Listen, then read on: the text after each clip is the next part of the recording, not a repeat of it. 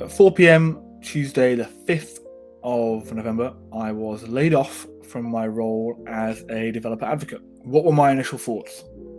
I felt a fraction of anger. I felt a flicker of panic. I'm getting married in 25 days, or 23 now, and I have a mortgage to pay and a family.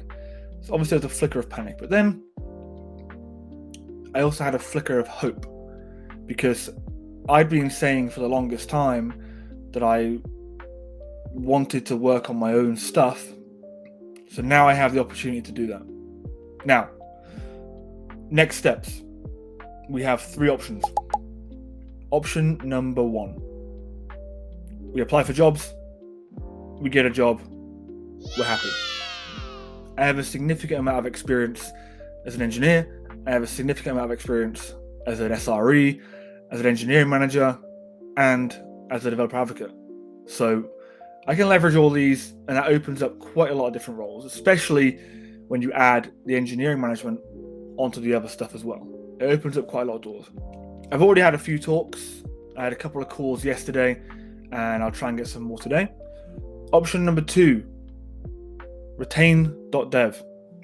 Now, I gave a talk about a month ago at the Excel Arena at the DevOps Exchange, where I spoke about the transition from engineer to engineering manager and a bunch of small little tweaks to soft skills, communication that can really help people. And afterwards, people were very surprised that it was my first talk, but moreover, people were asking me if I did workshops. So I created retain.dev. I will reach out to businesses and I will offer them in-person or online workshops to train their management on how to effectively retain engineering talent. The selling point being a lack of retention means a loss in money, a loss in culture, and a loss in knowledge. This is something that I really think I can make work, especially if I also create a small book and a course alongside it. So that's number 2. Number 3 is one that I'm really excited about. We have HappyPiz Studio. Now, HappyPiz Studio is a registered company in the UK, and it is something that I have been pushing on the side. I've worked with some people like Hackmamba to help them shape their voice when speaking to developers on social media. However, I really want to branch this out into much more of a studio. What I'm going to start offering is simple websites.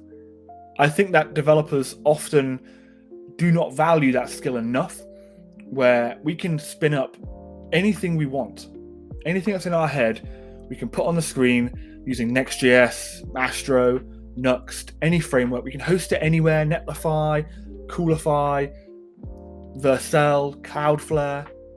We can do all of this quite easily, but to the outside world, this is still a very high demand skill and something that the average person just simply cannot do. So as well as offering content creation for busy founders, I'm also going to start offering web services on the side. Now, we do have a hidden step 4, which can be content creation, but as I'm sure you know, content creation takes time, but we are already making money off Twitch. So we have Twitch, we have YouTube, and we have blogs.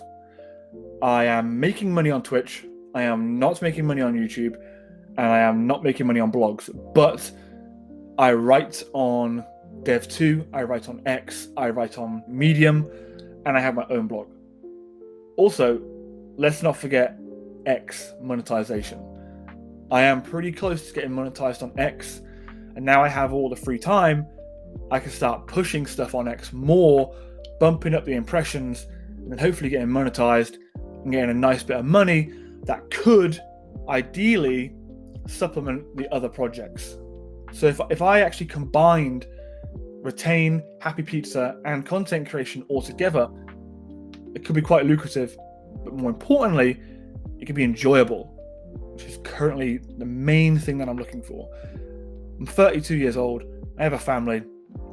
I've had a whole life before this. I served almost 12 years. I had a whole life prior to anything in tech. So I'm at the stage now where enjoyment is a big part of this.